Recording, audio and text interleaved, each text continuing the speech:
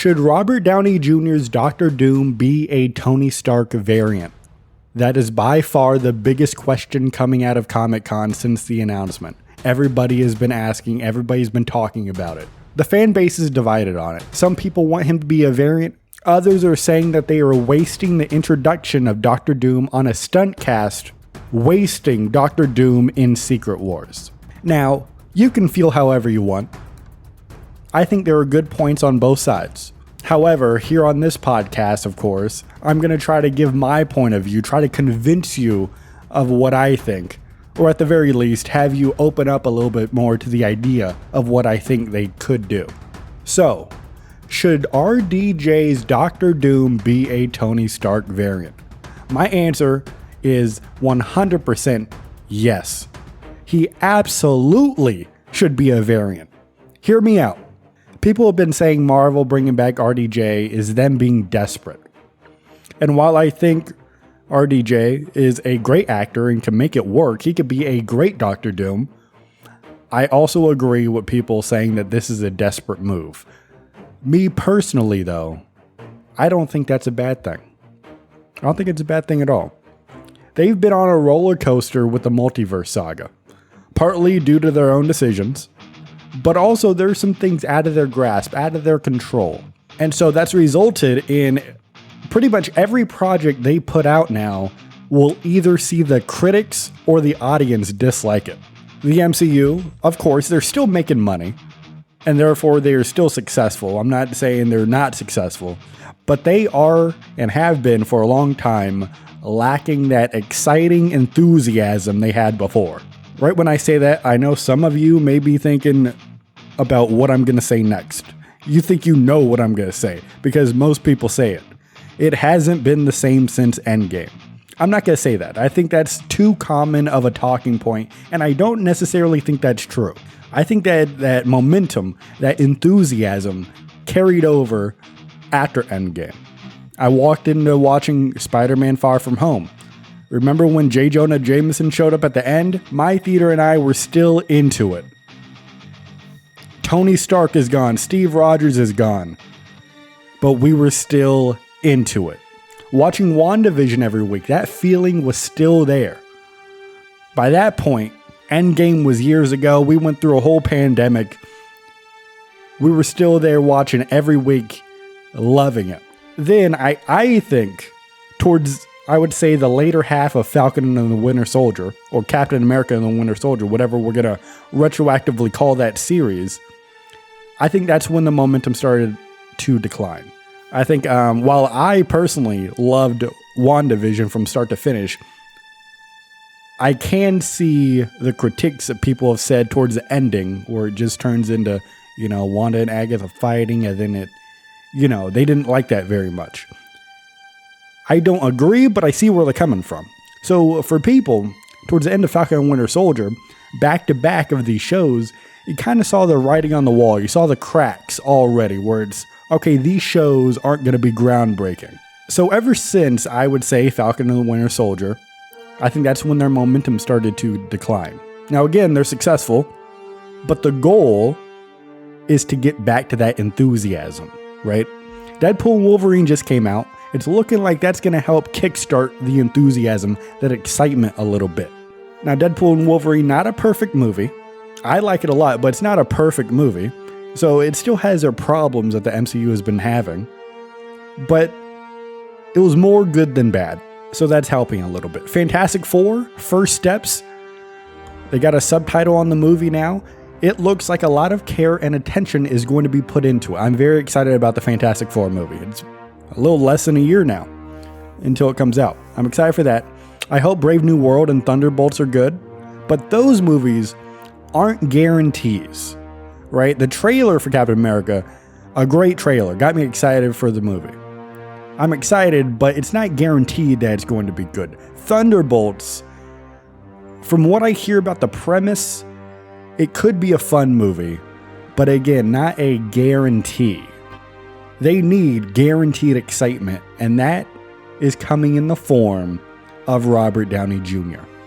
Coming in the form of the Russo Brothers coming back. Coming in the form of Stephen McFeely coming back, one of the writers of all of the Russo brothers directed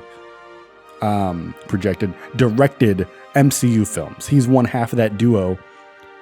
He's coming back to write these next 2 Avengers movies as well. They're getting the band back together. So yes, Marvel is desperate. But again, I don't think it's a bad thing. I think they should wrap up this multiverse saga in the biggest and most fun way possible to help people forget how much of a rocky road it's been so far. And there is nothing bigger than having the climax of the multiverse saga being about an evil variant of the hero that saved the universe in the Infinity Saga. There's nothing bigger they can do. This is the apex.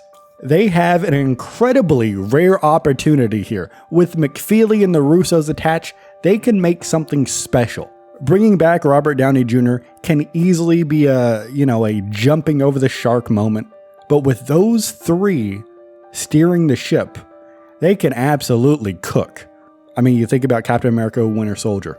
After that movie, people are like, you know what? Captain America is pretty cool. I like Captain America. Then you got Captain America Civil War. Of course, they got the Civil War between the Avengers, but they also, in that movie, introduced Black Panther, gave him an incredible arc. I would say better arc than what he had in his own movie. Black Panther and Civil War is pretty much perfect.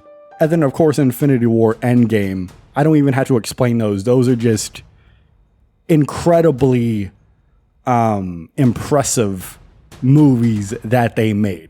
The fact that those movies work is incredible.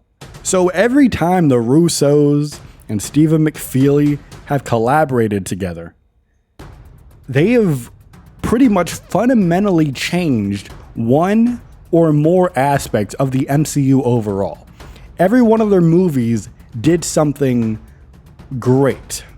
And having the Avengers fight Tony Stark is a very exciting idea if they can do it right. That's the key point, of course, if they can do it right.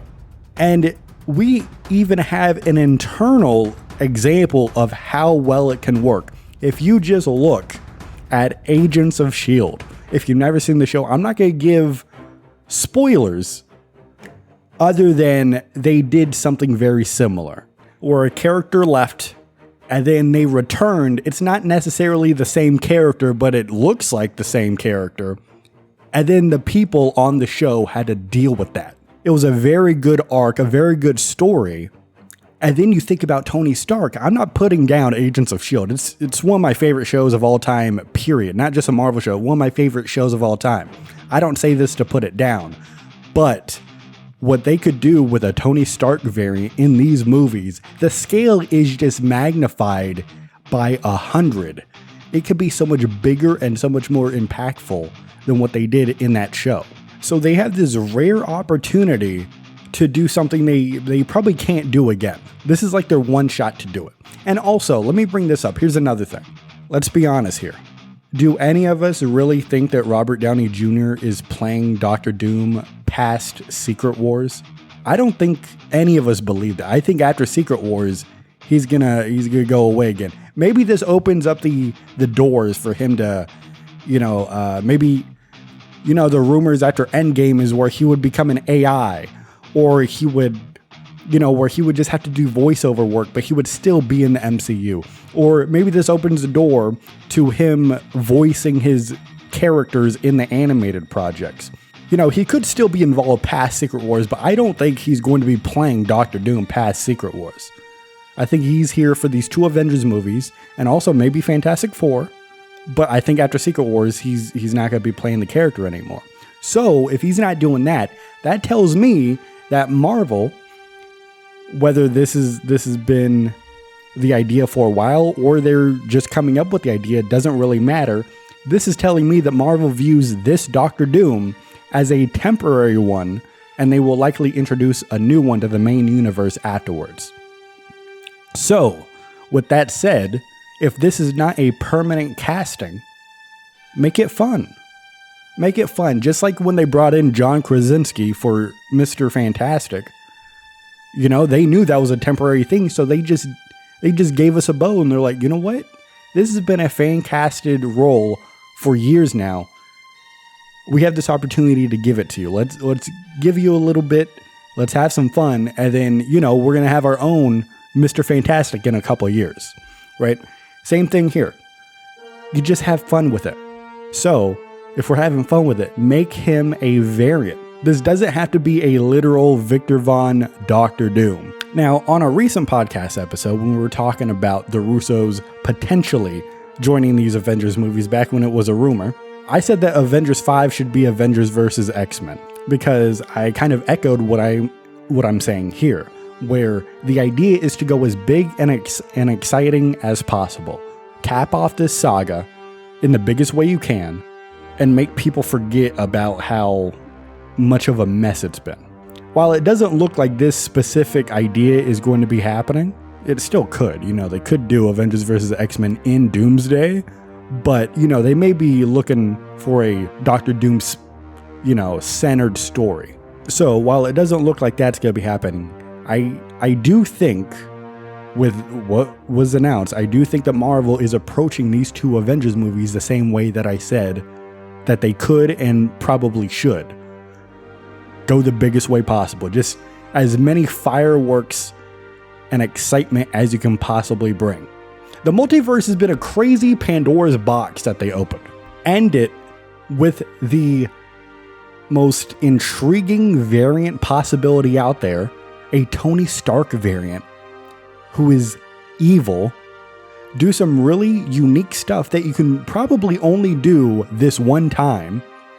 And then you had this unique opportunity afterwards to then close Pandora's box afterwards. There's not many times when Pandora's box gets opened and then you had the opportunity to close it. They can do that after Secret Wars, close up the multiverse, and then you cast a prime Victor Von Doom for the mainline universe.